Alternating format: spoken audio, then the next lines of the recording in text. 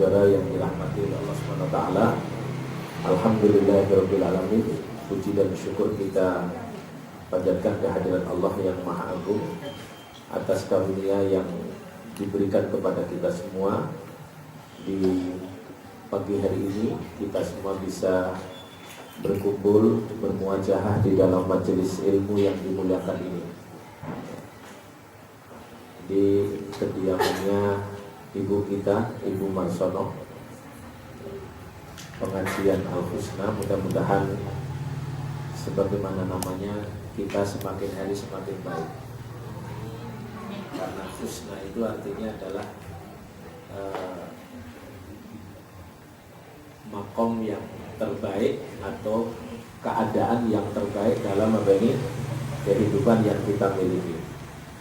Kesempatan yang baik ini sebagaimana yang kita janjikan dalam rangka melakukan proses pembinaan program KKS, Komunitas Keluarga Sakinah.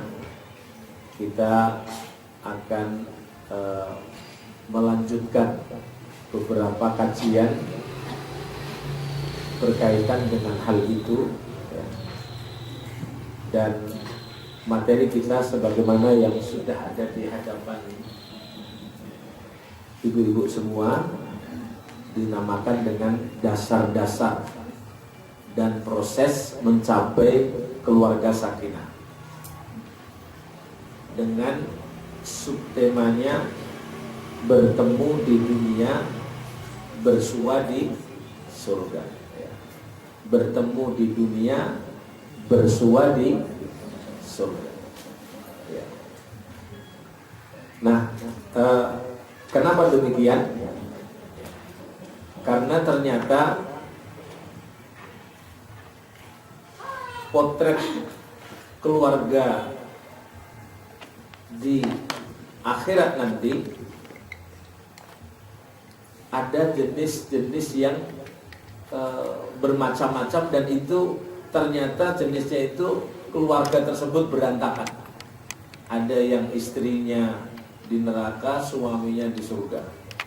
Ada yang suaminya di neraka, istrinya di surga. Ada yang kemudian anaknya di neraka, bapaknya di surga. Ada yang belum sampai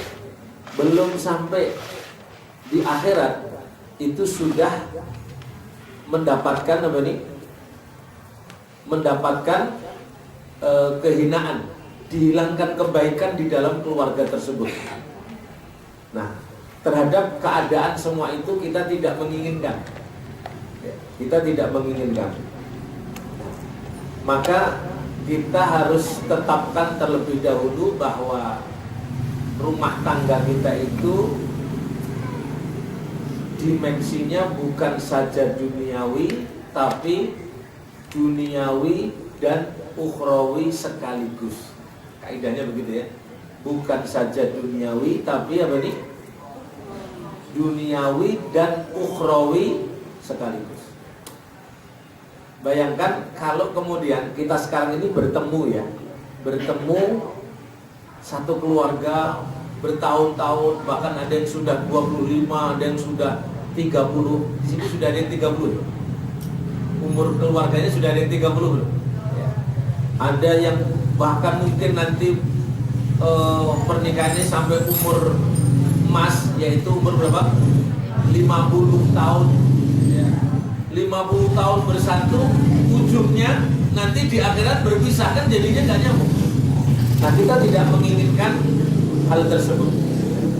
Allah berfirman, al-akhillau yawma idin ba'duhum li ba'din adu illal muttaqun. Al-akhilla, pertemanan yang tertinggi apa itu? Perjodohan dong. Pertemanan. Karena perjodohan itu pertemanan yang paling dekat, bukan saja teman biasa begini, termasuk teman tidur kita kan, teman tidur kita. Dan teman tidur kita ini bertahun-tahun, berpuluh tahun gitu ya. Nah, kata Allah, al-akhillau yauma idzin ba'duhum li ba'din adu. Jadi sebagian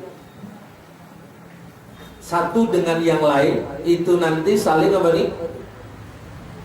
Saling bermusuhan. Saling bermusuhan itu kenapa?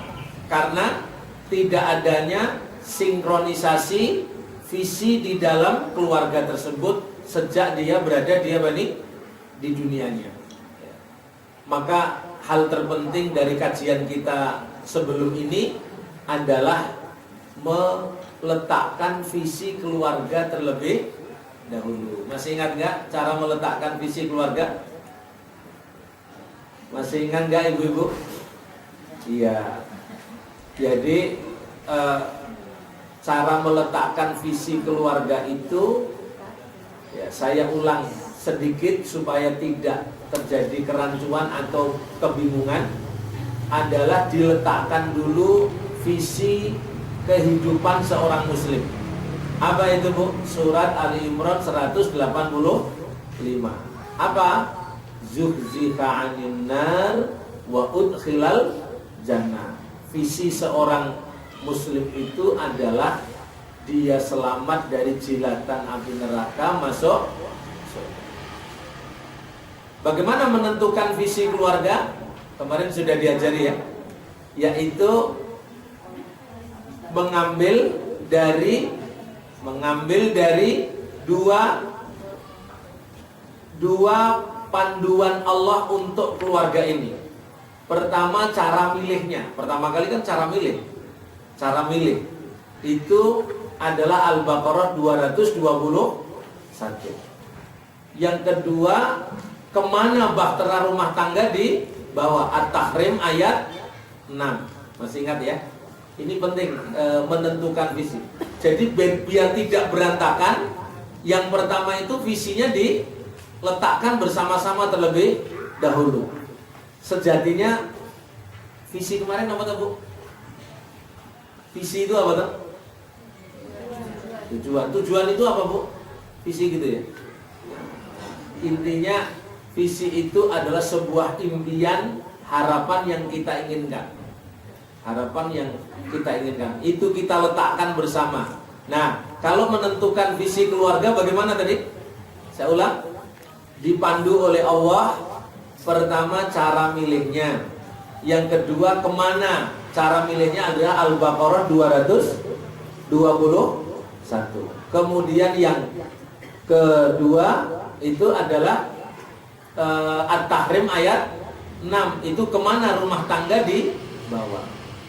Dari dua ayat ini kita bisa menentukan visi keluarga. Kita bisa menentukan apa nih? Visi keluarga. Coba apa, Bu?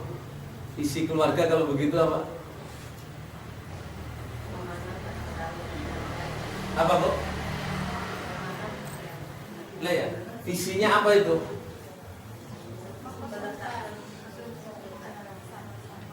Ya, masuk surga bersama-sama.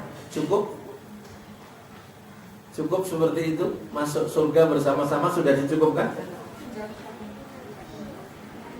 Harus ada tambahannya, karena inti benang merahnya dari dua ayat itu, cara milih yang pertama, yang kedua At-Tahrim ayat 6, kemana rumah tangga di bawah. Benang merahnya itu, inti dasarnya itu, keluarga itu semuanya selamat dari jilatan api neraka. Inti dasarnya itu. Kalau masuk surga pasti gampang. Nah, pasti gampang. Jadi bikin visinya itu sekeluarga masuk surga tanpa mampir neraka. Saya ulangi, sekeluarga masuk surga tanpa mampir neraka. Itu visi dasar supaya keluarga kita ini tidak berantakan.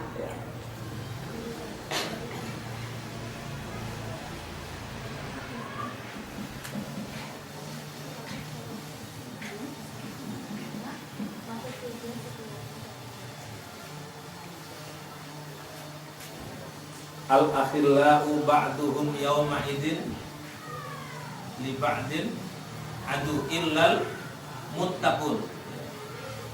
Al-akhilla yawma idin ba'duhum li ba'din adu. Orang yang pertemanan itu satu dengan yang lain nanti di akhirat itu saling bermusuhan.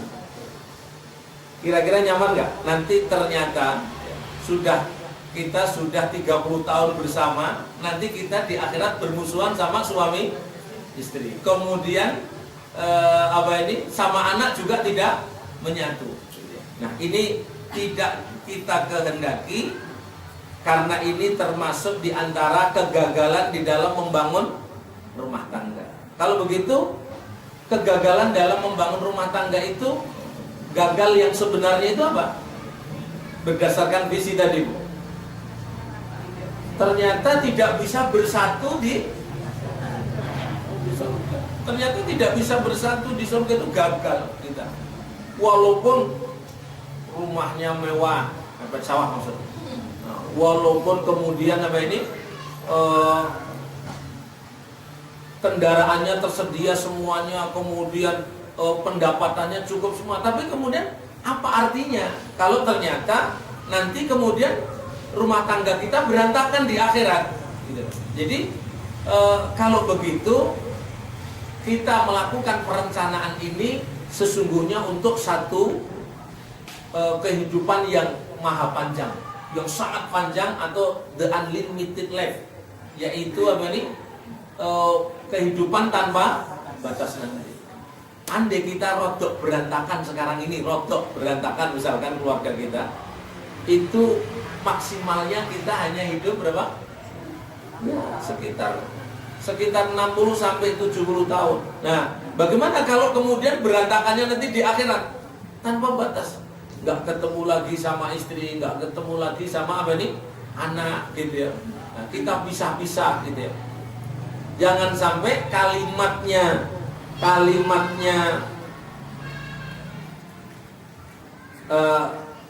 Nabi Nuh ya, peringatan Allah kepada Nabi Nuh terhadap anak dan istrinya itu terucap untuk kita. Apa itu? Ya Nuhu innahu laisa min ahli. Wahai Nuh, sesungguhnya dia itu bukan termasuk dari keluargamu. Innahu qaumun ghairu saleh. Sesungguhnya dia ini termasuk kaum yang tidak soleh ya. Siapa yang tidak soleh itu? Istrinya sama anaknya. Jangan terjadi kepada kita semua. Maka yang terpenting adalah meletakkan dasar-dasar ini menjadi penting. Kalau belum seperti yang kita harapkan, sepulang dari ngaji ini diajak diskusi suami kita untuk melakukan revisi. Melakukan apa nih? Revisi. Melakukan revisi. Apa yang direvisi? Ya, jalan hidup kita ini. Nah, maka ikhwah yang dirahmati oleh Allah, kajian ini akan memberikan paparan langkah bagaimana sekeluarga itu menuju surga bersama Al-Quran, bersama Al-Quran. Caranya adalah menjadi keluarga Allah dengan menjadi ahlul Quran. Menjadi keluarga Allah dengan cara menjadi ahlul Quran. Ya.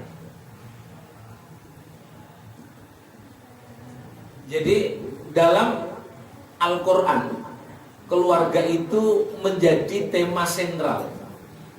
Apa arti sentral di sini? Pusat, utama.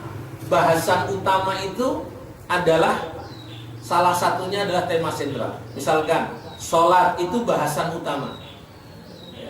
Kemudian puasa itu bahasan utama. Keluarga bahasan utama. Jihad bahasan utama. Gitu ya. Nah, kesemua itu kenapa kok jadi bahasan utama? Karena ini berarti penting, mendasar dalam dalam proses kehidupan ini, termasuk sesuatu yang harus utamakan, jangan dinomor duakan. Buktinya apa? Ternyata di dalam Al-Quran itu tidak kurang dari 140 ayat tentang keluarga ataupun rumah tangga. Tadi sudah dicuplikkan ayat pertama tadi untuk membangun visi tadi loh. Ayat pertama sama ayat terakhir dari 140 tadi. Ayat pertama surat apa itu tadi? Al-Baqarah 221. Ayat terakhir yang turun karena itu tujuan kemana rumah tangga di bawah At-Tahrim ayat 6, yaitu ku anfusakum wa ahlikum nar, jagalah dirimu dan keluargamu dari jilatan dari api neraka. Nah, semua pintu-pintu yang menuju ke neraka itu ditutup rapat oleh keluarga tersebut. Mulai dari pakaiannya, makannya, pergaulannya, pilihan pendidikannya, kemudian jalan ibadah yang lawannya adalah kesyirikannya, ditutup rapat agar kita tidak ada ruang untuk terjilat sedikit pun api neraka. Itu kaidahnya. Saya ulang. Jadi tidak kurang dari 140 ayat tentang keluarga Bani Sakinah. Keluarga baik. Kita lihat bagaimana membentuk keluarga Al-Quran. Jadi konsep dasarnya itu untuk meraih visi itu, jadikan keluarga kita ini menjadi keluarga Al-Quran. Keluarga Al-Quran. Spiritnya adalah hadis ini, Bu. Silahkan dilihat. Spiritnya adalah hadis yang diriwayatkan oleh Ahmad ini. Sudah ketemu? Ya, sudah dilihat aja dulu. Qala Rasulullah sallallahu alaihi wasallam. Saya baca lengkapnya. Haddatsana Abdus Samad, haddatsana Abdurrahman bin Budail Al-Uqayli an abihi an Anas qala, telah menceritakan Abdus Samad, telah menceritakan Abdurrahman, telah menceritakan Budail Al-Uqayli dari bapaknya, dari Anas. Qal, coba kalau dilihat dari urutan-urutan dahulu ya, ternyata model orang dulu itu apa ini? Ilmu itu ada sanatnya. Ya, ilmu itu ada sanatnya. Jenengan dari mana ilmu agama itu diperoleh, itu harus ada sanatnya jelas, dan jangan sampai dapat sanat yang syad, yang celah. Nah, sanat yang syad untuk saat ini itu adalah ahlul ilmi yang terkontaminasi oleh virus liberal, sekularisme, pluralisme, yang kemudian pahamnya jadi menyimpang. Agama juga, tapi pahamnya jadi menyimpang. Nah, ini saya kira perlu kita ini di keluarga itu harus punya ustadz yang jelas, punya ahlul ilmi yang jelas, agar kita ini ilmunya terjaga. Yang kedua, pelajaran dari sini, coba dilihat, itu ada kata an abihi. Jadi ilmu ini, hadis ini diambil oleh Budail Al-Uqayli dari siapa? Dari ayahnya. Jadi ternyata tradisi mereka ini kalau mewaris di dalam keluarga itu mewariskan ilmu-ilmu itu. Ini dari bapak saya, dari kakek saya, dari kakek saya terus. Nah, bapaknya langsung belajar kepada sahabat yang bernama Anas. Anas bin Malik maksudnya. Anas bin Malik. Jadi dari Anas bin Malik. Anas bin Malik ini adalah keluarga yang ditinggal bapaknya. Kemudian tinggal hidup berdua sama saudaranya, namanya Barok bin Malik. Nah, di saat Rasulullah datang ke Ansor, ke Madinah, itu ibunya itu seketika itu menitipkan dua anaknya ini kepada Rasulullah Shallallahu Alaihi Wasallam untuk menjadi apa ini, yang selalu dekat mendampingi dia. Ini semua selalu dapat di situ. Ini kelebihannya. Nah, kita ini juga begitu. Kalau punya anak itu biasakan juga dititipkan sama orang yang jelas. Jangan dititipkan sekolahnya sama orang yang tidak jelas, yang tidak jelas. Nah, akhirnya dapat pelajaran yang baik. Apa pelajaran yang baik? Mari kita lihat. Qala Rasulullah sallallahu alaihi wasallam. Rasulullah sallallahu alaihi wasallam bersabda, Inna lillahi. Mari diperhatikan di depan karena tidak bawa naskahnya supaya kita tahu. Inna lillahi, sesungguhnya Allah itu mempunyai ahlina minan nas, min annas, mempunyai keluarga dari kalangan manusia. Mempunyai keluarga dari kalangan manusia. Sedangkan kita ini mendapatkan di ayat-ayat Allah itu adalah Al-Ahadu As-Samadu lam yalid walam yulad, tidak beranak dan tidak kok ini punya keluarga jenis apa? Nah, jawabannya juga tidak seperti Nasrani yang menjadikan Isa itu sebagai anaknya Allah, sebagai anaknya Allah. Na'udzubillah. Juga tidak seperti Yahudi yang menjadikan apa ini? Uzair itu putranya Allah. Kita tidak begitu. Kita tetap mengatakan bahwa Allah itu lam yalid walam yulad. Tapi ada keluarga, ada yang diakui sebagai keluarganya Allah. Dalam potret seperti kita ada nggak jenis gitu ya? Nggak punya anak, nggak punya istri, tapi dia kemudian mengadop orang untuk menjadi keluarganya, mengadop orang untuk menjadi apa? Keluarga. Bayangkan ya, kalau kita tahu-tahu kemudian diberi kabar kita ini diadop menjadi keluarga presiden gitu ya. Apa jadinya kira-kira perasaannya ya? Bangga ya? Bangga. Kalau Jokowi nggak bangga ya? Kata ibu nggak bangga kalau Jokowi. Kalau presidennya Jokowi dia nggak bangga dia. Apalagi nanti pas presidennya Ahok gitu ya. Tambah tidak bangga gitu ya. Tambah tidak bangga. Ini yang mengakui kita, menjadi keluarga kita ini siapa? Allah. Hebat sekali ya. Yang mengakui menjadi keluarga itu adalah Allah. Faqila, maka dikatakan man ahlullahi minhum, siapa yang disebut sebagai keluarga Allah dari kalangan mereka ini, dari kalangan manusia ini. Qala, ternyata keluarga Allah itu adalah ahlul Quran. Ahlul Quran. Nah, arti daripada ahlul Quran di sini bukan ahli Al-Quran. Bukan apa ini? Berarti kalau yang ahli Al-Quran berarti yang lain tidak bisa menjadi keluarganya Allah. Karena tidak semua itu diberi keahlian tentang Al-Quran ini. Tidak semua diberi keahlian tentang Al-Quran ini. Maka nanti insya Allah saya akan terjemahkan apa yang dimaksud dengan ahlul Quran. Saya lanjutkan dulu hadisnya. Jadi siapa keluarga Allah itu? Jawaban Rasulullah, mereka adalah ahlul Quran. Ahlul Quran di sini adalah keluarga Al-Quran. Mereka ini adalah ahlullah, keluarga Allah. Wa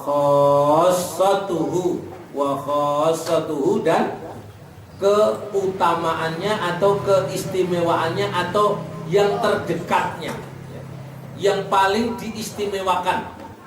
Kalau bahasa kita namanya VVIP, yaitu kelompok manusia yang very important person. Orangnya sangat sangat spesial untuk Allah, itu adalah mereka yang menjadi keluarga Al-Qur'anul Karim. Saya sudah bukakan di beberapa kitab. Salah satunya yang saya bawa ini, Bu. Saya bawa ini kesimpulannya saja. Yang tak tampilkan ini kesimpulannya saja. Jadi pengertian dari ahlil Quran. Apa yang dimaksud dengan ahlil Quran? Apa yang dimaksud dengan apa nih? Ahlil,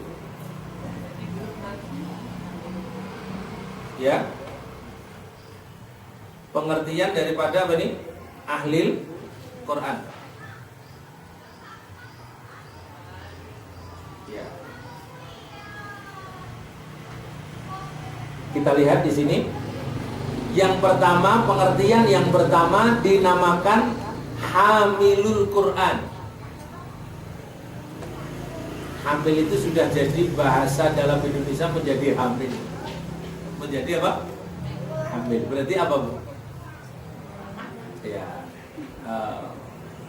bukan beranak Al-Quran. Hamil itu artinya orang yang membawakan. Hamil itu artinya yang membawakan. Banyak pengertiannya. Pengertiannya dari apa nih? Hamilul Quran. Saya belum sempat masukkan, tapi saya pengen bacakan saja. Saya pengen bacakan untuk kita semua.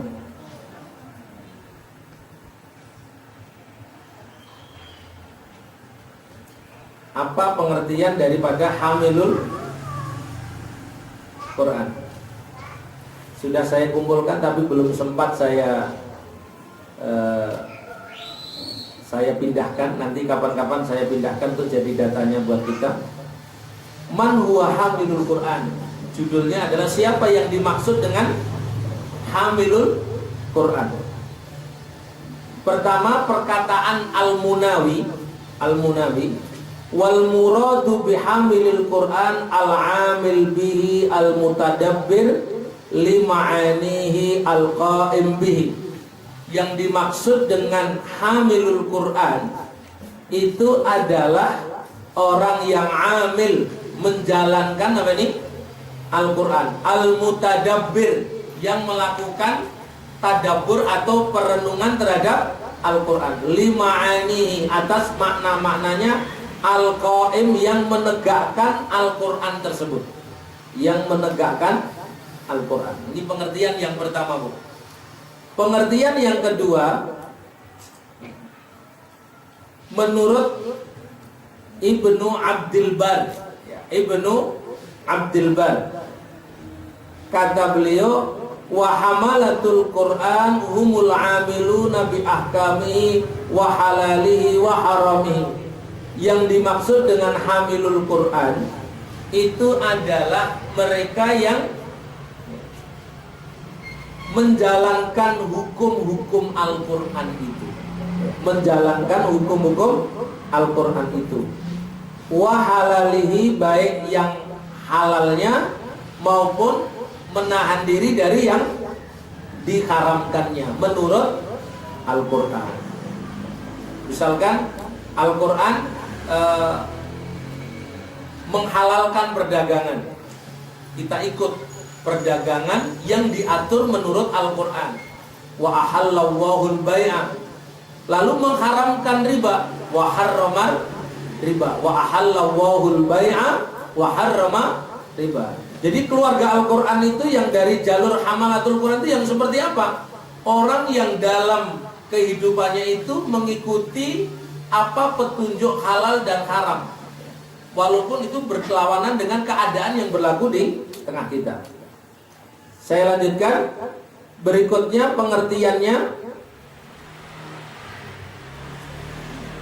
dalam syarah hadis, makna qauluhu yahmilul Quran liman hafidahu wa wa'ahu wa fahimahu.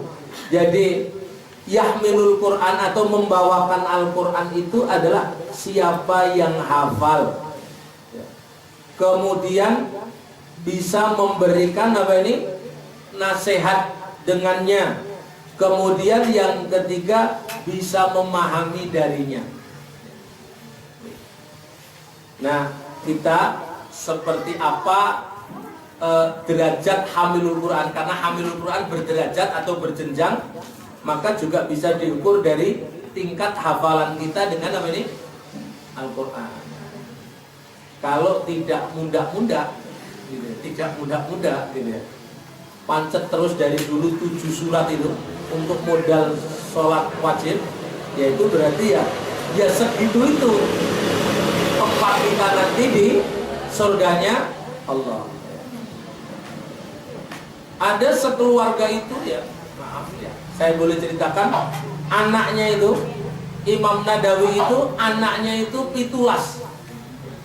Itu semuanya hafal Quran. Semuanya hafal Quran. Itu bicaranya. Ada yang jenis kita sekarang ini, alhamdulillah terjadi perubahan. Anak-anak kita sudah bergeser. Kitanya hafalannya 7 terus, 7 surat. Kita sudah apa nih? Anak-anak kita sudah mulai apa nih? Hafal. Bahkan ada yang hafal apa nih? Al-Quran. Dan ini adalah capaian yang sangat apa nih? Luar biasa. Nah, mudah-mudahan sebagaimana janji Rasulullah SAW, orang yang punya anak hafal Quran itu nanti di akhirat itu orang tuanya dikasih mahkota. Seberapa penting sih mahkota di akhirat itu? Kira-kira kayak apa, Bu? Seberapa penting? Sekarang kalau di dunia yang dikasih mahkota orang penting apa bukan? Bukan orang pinggiran. Ini orang penting berarti. Nah, yang lebih penting lagi ketika nanti kita di padang mahsyar, bayangkan kalau kemudian yang berkumpul itu sekarang ini yang masih hidup itu 7 miliar itu kumpul bareng di padang mahsyar. Kira-kira lihat nonton mili gimana? Cukup berat. Maka kalau ada apa ini tanda di mana kepalanya, mahkotanya itu mencorong gitu. Nah, itulah yang kemudian orang-orang yang kemudian dimuliakan oleh Allah Subhanahu wa ta'ala. Ya. Nah, saya lanjutkan. Dalam kitab Dalilul Falihin, apa yang dimaksud dengan hamilul Quran? Ya, orang yang membawakan apa ini? Al-Quran ini adalah wasumiya hamilan lima tahmilu fi hifdihi minad dars wal masaqqa fi tafahumihi wal amal bi ahkami wat tadabbur. Dinamakan orang itu membawakan Al-Quran atau hamilul Quran lantaran dia ini hafal dari ad-dars, pelajaran-pelajaran yang diperoleh dari Al-Quran. Oleh karena itu budayakan ibu-ibu semua, kita kalau diajari ayat Quran itu ditulis, ya, ditulis pelajaran apa, kita bisa mengambil pelajaran tersebut, bisa menjaga prinsip-prinsip ajaran tersebut, ya, maka kita termasuk hamilul Quran. Wal masyaqqah fi tafahumihi, dan orang yang memiliki kesulitan dalam memahaminya. Itu tapi dia tetap berusaha untuk pengen tahu tentang kandungan yang ada di dalam Al-Quran, dan orang itu termasuk hamilul Quran. Wal amal bi ahkamihi, orang itu juga mengamalkan hukumnya. Wa tadabburihi, dan melakukan tadabbur atau perenungan atau penghayatan.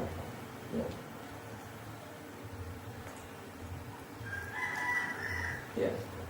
Nah, digambarkan orang ini seperti membawa beban yang sangat berat, ya.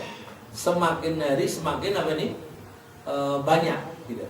Misalkan kita ini kan setiap pekan hari Rabu kita bertemu, 1 atau 2 ayat diajarkan di tengah-tengah kita semua, ya. Nah, maka kemudian kita itu adalah mendapat beban berat ketika mau mengamalkan Al-Quran ini, ya. maka itu disebut sebagai orang yang hamilul Quran. Digambarkan kayak wong hamil itu, wong hamil itu kan semakin hari semakin besar dan semakin apa ini? Berat. Semakin banyak yang kita tahu tentang Al-Quran, semakin banyak apa ini tanggung jawab yang harus kita lakukan. Tanggung jawab yang harus kita lakukan. Nah, orang yang mampu justru malah mengejar seperti itu, itulah yang masuk kategori apa ini? Hamilul Quran. Jadi kayak haus gitu, haus pengen tahu lagi, pengen dapat lagi. Padahal nanti diberitahu itu beban-beban berat. Karena apa ini? Ajaran yang ada di dalam Al-Quran otomatis kemudian menjadi apa ini? Tanggung jawab yang harus diamalkan. Jadi bertambah. Ya. Maka kemuliaannya itu letaknya pada ketika orang itu punya semangat untuk menambah ilmu Al-Quran ini dari hari ke hari, dan dia mendapatkan apa ini? Walaupun mendapatkan beban tanggung jawab, tapi dia tetap jalan. Sama pula menghafalkan Quran itu semakin hari itu seperti orang hamil, semakin tambah apa ini? Berat karena semakin banyak. Kalau satu juz itu ya ringan, ngulangnya ringan saja. Tapi sekarang ini ada sahabat kita yang ngulangnya itu adalah 5 juz sekali duduk. Itu juga kemudian harus mengukur apa nih? Waktu maupun yang lainnya. Nah, hadirin yang dirahmati oleh Allah Subhanahu wa taala. Nah, saya lanjutkan. Pengertian berikutnya disebut dengan hamilul Quran itu adalah wal muradu min hamilihi min man aqamahu ala ma anzala min rabbih. Jadi yang dimaksud dengan hamilul Quran itu adalah siapa yang menegakkan apa-apa yang Allah turunkan kepadanya itu. Wa amila bi amrihi, menjalankan perintahnya. Wa nahyihi, dan menjauhi larangannya. Wa wa'dihi, termasuk ancamannya maupun janjinya. Wa'dun, memenuhi janjinya dan mewaspadai ancamannya. Wa wa'dihi wa wa'idihi. Wa wa'idihi.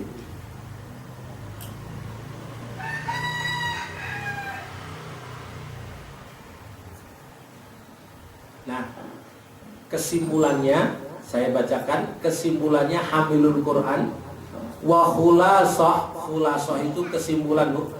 Ayyu'tiyakulla ayatin haqqahu. Orang yang disebut dengan hamilul Quran itu adalah memberikan setiap ayat akan hak-haknya. Memberikan setiap ayat akan hak-haknya. Minat ta'ammul, dari melakukan perenungan terhadap ayat-ayat itu. Wal iqbal biqalbihi, dan melakukan penerimaan dengan apa ini? Hatinya. Melakukan penerimaan dengan hatinya. Wa sam'ihi, dan pendengarannya. Wa basarihi 'alaiha, dan pandangannya terhadap ayat itu. Fahada huwa hamilul Quran. Inilah yang disebut dengan hamilul Quran. Jadi saya pengen simpulkan sedikit. Orang yang hamilul Quran itu apa? Orang yang membawakan Al-Quran, membacanya, memahaminya, menghafal, mengamalkannya.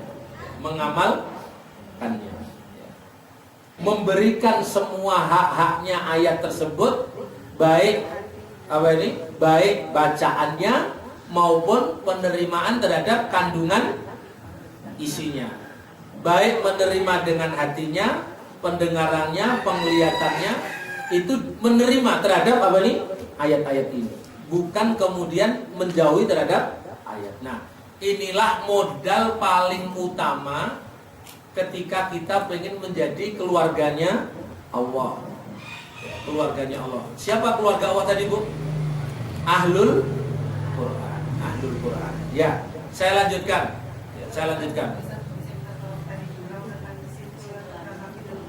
kesimpulannya saya bacakan. Ya. Kesimpulannya jadi ada di sini nih, yang saya tulis itu. Yang saya tulis itu. Tapi kalau mau lengkap itu bunyinya begini. Saya baca. Wa khulasatuhu. Khulasah itu apa? Kesimpulan.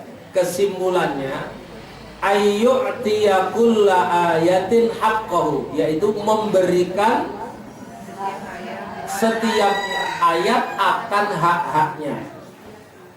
Apa hak-haknya ayat? Satu, at-ta'ammul. At-ta'ammul itu artinya melakukan perenungan terhadap apa ini? Al-Quran. Yang kedua adalah wal iqbal, melakukan penerimaan. Haknya Al-Quran itu apa, Bu? Haknya ayat Al-Quran apa? Melakukan perenungan atau tadabbur. Kemudian yang kedua, menerima setiap ajaran Al-Quran. Menerima setiap ajaran Al-Quran.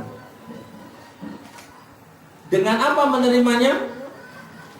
Dengan hatinya, pendengarannya. Kemudian berikutnya apa? Penglihatan. Gimana sih menerima dengan pendengarannya itu? Kita mengisi terbanyak apa ini?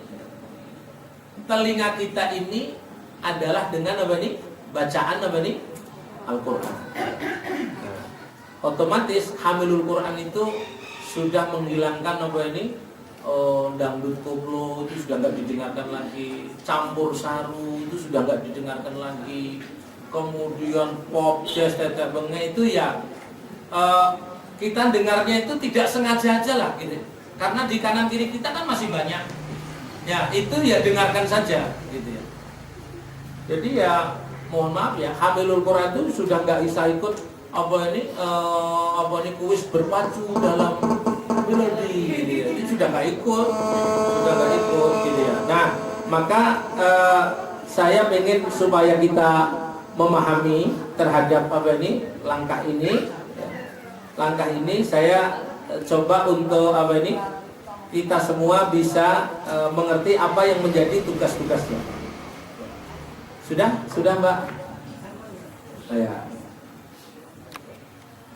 Fahada huwa hamilul Quran. Nah, saya lanjutkan yang kedua. Yang kedua namanya khadimul Quran. Ya, khadimul Quran.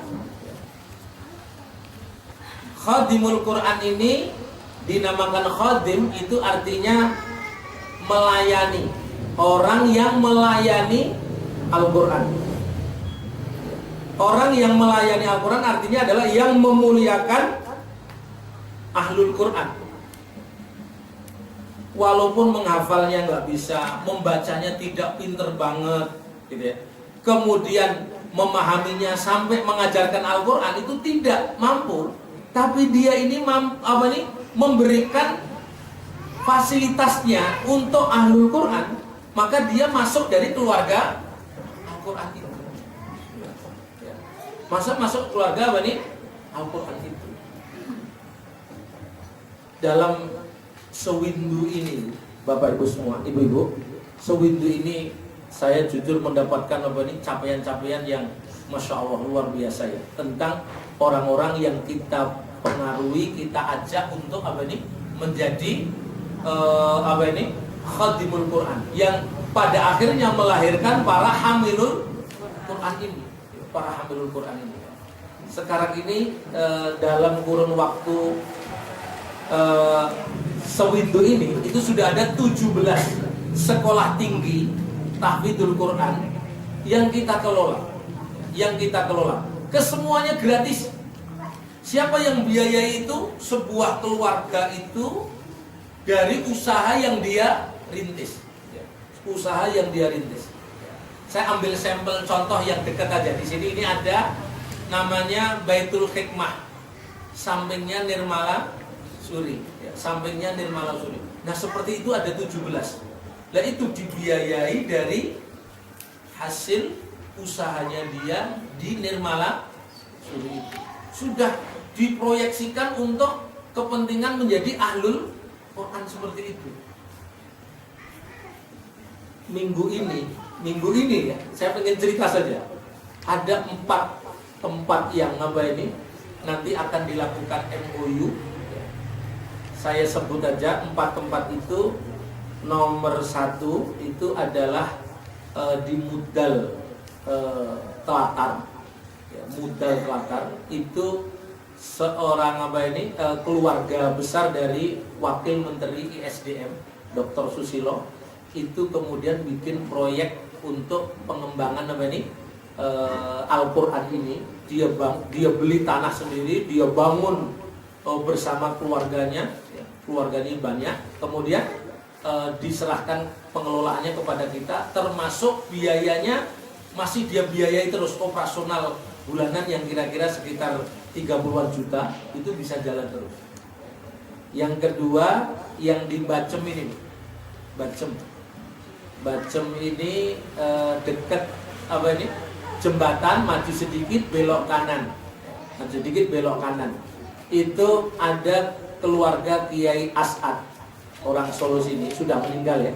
Itu anak-anaknya kemudian memiliki kesadaran setelah banyak ngaji dengan kita.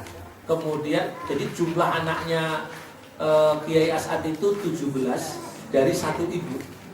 Satu hebat ya. Dan jenengan mung kalih tok gitu. Itu pun siji-siji watuk-watukan gitu. Ini 17 sehat semua ya. Sekarang sudah bercucu-cucu gitu. Sudah punya anak besar-besar gitu ya. Nah, dia serahkan tanah sekaligus dia bangun, nanti operasionalnya juga. Tanah dan sekaligus bangunannya sekarang ini lantai 3 itu nilainya sudah 2,5 M. Ya, 2,5 M. Itu begitu orang itu hamilul Quran. Dan saya terlalu banyak yang harus saya ceritakan. Ada satu lagi yang menarik. Jadi di Wonoloyo itu ada seorang yang kemarin menyerahkan ke kita tanah sekaligus sak bangunnya untuk proyek Al-Quran ini nilainya adalah 3,5 M sendiri dia, ya, sendiri. Tapi yang menarik orang ini dulu waktu jahiliyahnya dia ini adalah jagal babi kelas kakap. Dia lah menyuplai babi ke berbagai daerah. Itu semuanya lewat dia. Dan dia paham betul di mana babi itu disebarkan di Solo. Dia yang memberi pernyataan bahwa hampir seluruhnya yang ada di Jalan Slamet Riyadi ini semuanya pakai babi. Semuanya pakai apa ini? Babi. Iya, hampir. Ya, ada 1-2. Tapi saya juga sudah melakukan uji coba. Ya, saya sudah melakukan uji coba. Itu kemudian saya bawa istri, kemudian saya mau jajan di situ, gitu ya. Mau jajan di situ. Saya mau pengen pengen yang dagingnya, gitu. Lalu orang itu memberitahu, Pak niki dagingnya mboten kagem jenengan. Mboten kagem jenengan ini, ngoten nggih. Tapi di Purwosari sini Bu, ya. Di Purwosari ini di pertigaan waktu itu masih Tejo itu apa nih? Sari Tejo itu di situ ada itu saya coba juga itu langsung saya tampil sendiri dan sebagai orang umum aku tekok niku mana yang saya pengen babi, mana yang babi ini langsung itu yang jual itu jilbaban niki sing babi, niki sing boten. Niki sing babi, niki sing apa ini? Lah ya benar, begitu keadaan yang kita ini. Gitu ya. Nah, orang ini sekarang ini ngaji kenceng sekali, sadar banget sama kita. Itu seluruh potensi sisa hidupnya itu untuk menutup kesalahannya itu dia mau bangkit dengan Al-Quran ini, dan dia kemarin itu didermakan sekitar 3,5 M kepada kami. Nah, yang keempat di Belanggu. Nah, keempat-empatnya ini nanti pada tanggal 22 itu akan kita bikin MOU untuk bisa menjadi bagian dari keluarga Bani Al-Quran ini di Hotel Dana insya Allah. Ada beberapa kita yang diundang, nggak tahu siapa yang diundang, nanti silahkan ibu-ibu hadir menyaksikan itu. Kemudian yang kedua, kita juga untuk yang hamilul Quran itu kita pengen memberikan penghargaan kepada dia. Jadi penghargaan yang kita berikan kepada hamilul Quran ini kategorinya ada 4. Yang satu minggu ini loh Bu ya. Nanti akan kita berikan penghargaan. Yang satu adalah yang dapat sanad qiraah yang nyambung dengan Rasulullah. Ya.